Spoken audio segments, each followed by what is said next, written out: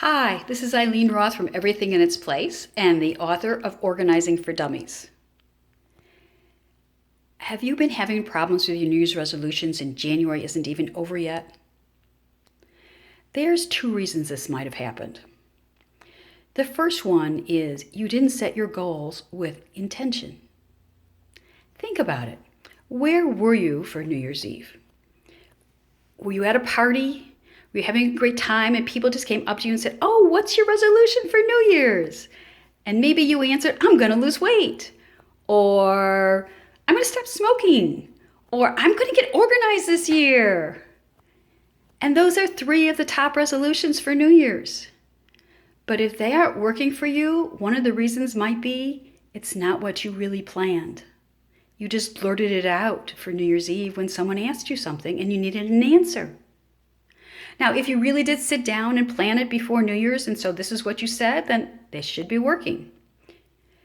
On the other hand, if you just said it and it just came off the top of your head, it might be because you didn't use any intentional planning and decide this is what I want. Now, another reason it might not be working is it's not your season. Not your season? What do I mean by that? Well, there are 4 seasons. Winter, to me, especially when I was living in Chicago, meant cold, gloomy, overcast.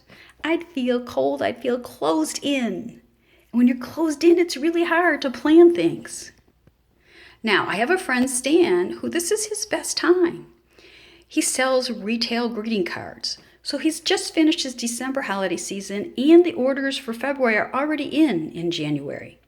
So January is a great time for him to plan what's coming in the upcoming year, since he just finished the 2 biggest times of year, because those are the times that not only does he have individual cards, but he also has box cards that have to be sold.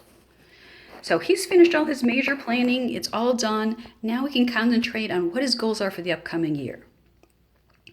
For me, when I lived in Chicago, all I saw was the cold. So planning goals was not a good time.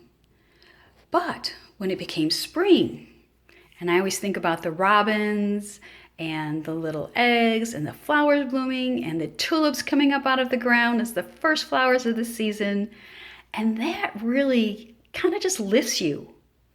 On top of the fact that you get to shed those winter clothes, shed the coats, the hats, the scarves, the gloves, all the extra thing you need for winter that you don't have in spring. So it takes a weight off my physical being, but it also takes a weight off the mental being. So think about whether it might be better for you to set your goals in springtime. Now, there's another time of year, especially living here in Scottsdale, Arizona now, it's hot. We say there's 2 seasons here, hot and hotter. It's a standard joke. But really, when you think about it, it's true. It's still 100 degrees in October.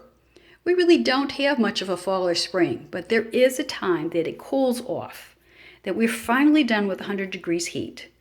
And just like fall in Chicago it's nicer, or in any other season where you've got 4 seasons, you get to see all the beautiful colors of nature come out in the fall.